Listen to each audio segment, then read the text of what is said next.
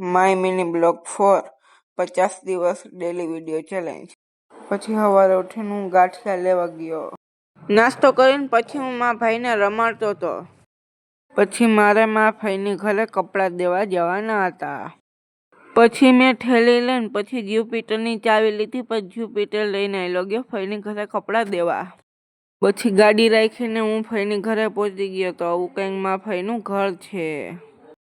પછી હું કપડાં દઈને ઘર તરફ નીકળી ગયો. પછી હું ઘરે પહોંચી ગયો.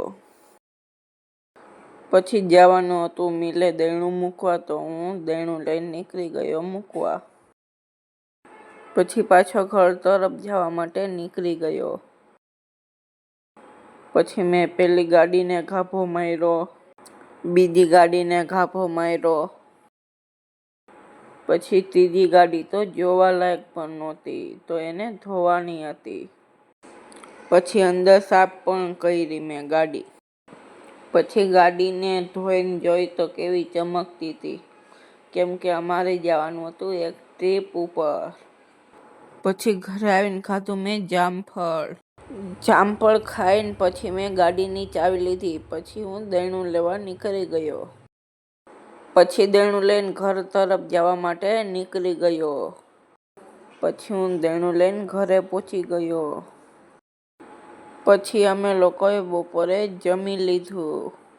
પછી હું ઇન્સ્ટાગ્રામમાં રીલ જોતો હતો.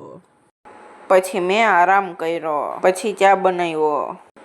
પછી હું ગાડીની ચાવી લઈને રખડવા નીકળી ગયો. પછી સાંજના 6:30 થઈ ગયા ફરતા ફરતા. પછી મારા મમ્મીએ કીધું તું હાવેણી લેવા જવાનું, તો મેં દુકાનેથી હાવેણી લઈ આવી દીધી. પછી હું ગાડી લઈને નીકળી ગયો કોપર સિટી બાજુ. ત્યાં જઈને જોયું તો સનસેટ થતો હતો. પછી સાંજે જમવાનો ટાઈમ થઈ ગયો તો મેં જમી લીધું. પછી પાછી મેં ગાડીની ચાવી લીધી અને હું દુકાને જવા માટે નીકળી ગયો, કેમ કે મારે દોસ્ત લેવી હતી. એક તો આ કાળો કલર તો બહુ ચમકે. પછી દુકાન તરફ જવા માટે નીકળી ગયો. દુકાનેથી હું પાછો ઘર તરફ જવા માટે નીકળી ગયો, કેમ કે મેં દોસ્ત લઈ લીધી હતી. પછી હું ઘરે પહોંચી ગયો. પછી મેં ગેટ દઈ દીધો ને અંદર આવતો રહ્યો.